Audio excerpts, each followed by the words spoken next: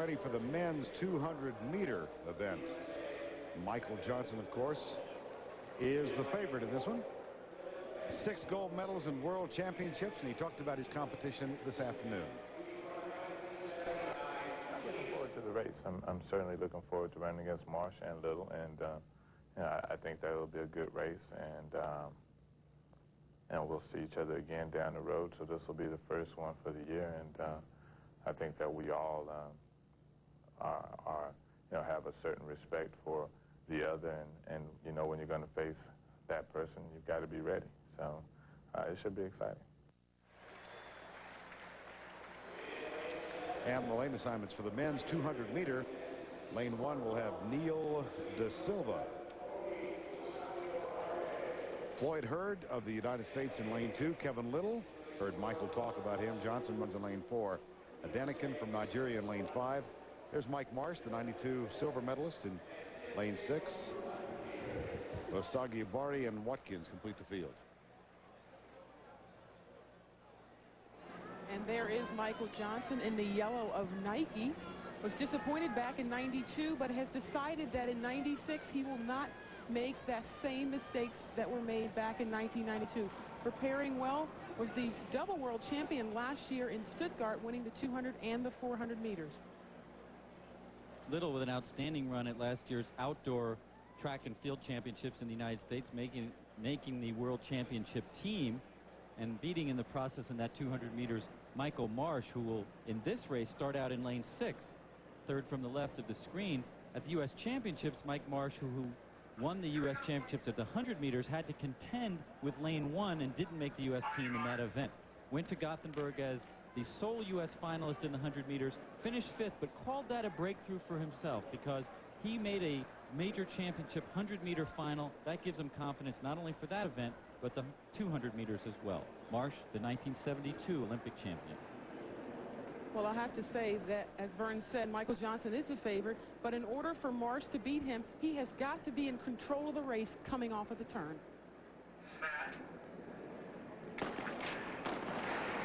False start. Looked like De Silva stood up early. Might not have been able to hear the starting commands. Usually an athlete should raise their hand to signify that they're having trouble hearing. Because in that situation, it takes a little bit of pressure off of them. If you can raise your hand and stand up, that means you will not be given a false start.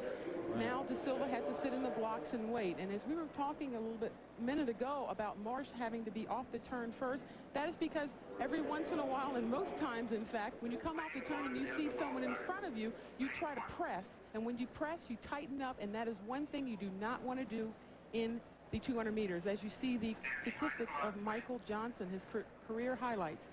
Just incredible over the last few seasons, and obviously I would have to say that the 400 meters an easier event for him, something that he has dominated. The 200 meters, because it's shorter, because it has certain technical aspects, especially transition from the first 100 to the second, perhaps more vulnerable, although he's hardly looked vulnerable in his recent world championship victories at 200 meters.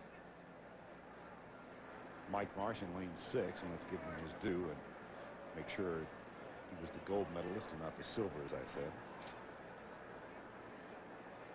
92 games, running 100th off his American record. Good start. Marsh out very quickly, but Johnson following him. Here comes Johnson as the crowd stands in anticipation. Marsh and Johnson. Marsh with a slight lead. Here comes Michael Johnson and Mike Marsh. It'll be close, and it's Johnson. 19.84, outstanding running, and it's legal win, the fastest in the world this year.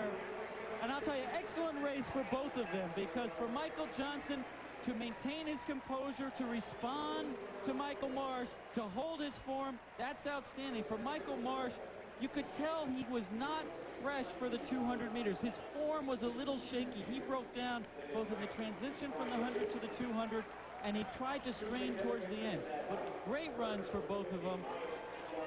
When you think of it, Michael Johnson only 500th off his all-time personal best, and again, it's only May.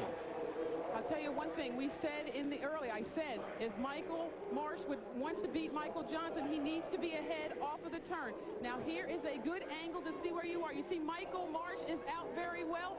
He beats Michael Johnson, but only by a nose. At this point, what every athlete in the 200 meters wants to do is relax and just keep everything going at that point. You see Michael Johnson moving a little bit ahead at this point, perhaps Michael Marsh losing a little bit of his form, and that's a big problem. When you start leaning forward a little bit, you start losing form, your arms aren't going in the right position. That's when you're losing speed. Michael Marsh eats up the athlete in his outside lane. Obviously the race between the two Michaels in the middle of the track. Michael Johnson comes off the turn very well. Michael Marsh leaning a little bit forward right there. Michael Johnson always with the upright running forward. See how Michael Marsh's arms are flailing right here. Michael Johnson stays well within his form, and he gets the win. A very important win, I might add. Looking at it again, look, third from the left of the screen. That's Michael Marsh. Fourth from the right is Michael Johnson. I think you could say that Michael Marsh won the race to the 100 meters, but watch the transition. That's the tough part when they come into the straightaway, a little off balance, while Michael Johnson is totally in control. Remember, he's a 400-meter runner. He's not going to tire at the end. Michael Marsh, the 100-meter runner stepping up, seemed to struggle as they came to the line. Craig Sagers with Michael Johnson. Craig? Well, Michael, obviously Marsh had the early lead. Did you feel pressed? Did you feel under the pressure, maybe vulnerable in this race? I felt pretty good. I saw Marsh out there in the beginning, and he was running a good race, and I felt like I had the race under control the whole time. You really did? You didn't feel like you had to run him down? I didn't feel like I had to run him down. We came out of the curve about even, and I usually get a better turn than that, so I'm going to have to work on that a little bit. But I think that this was a good showing today, and hopefully this won't be my last time in this stadium. What's your assessment of the track? It's a great track. This is an awesome track. Felt really fast. Gave a lot back. Got enough bounce, but not too much. Hard enough. Perfect track. As you build up your strength over the years, what is your training schedule going to be as you try to double in the 2 and the 4 in the Olympic Games? What is your schedule from here throughout the summer? Well, I've got 2 more races prior to the trials, and of course the trials back here, and then I'll probably run 4 or 5 more races in Europe. Actually 3 or 4 before the Games.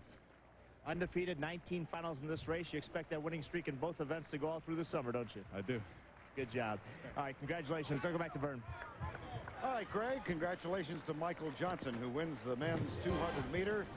Very good race with Mike Marsh. Adenican of Nigeria was third. Kevin Little was fourth.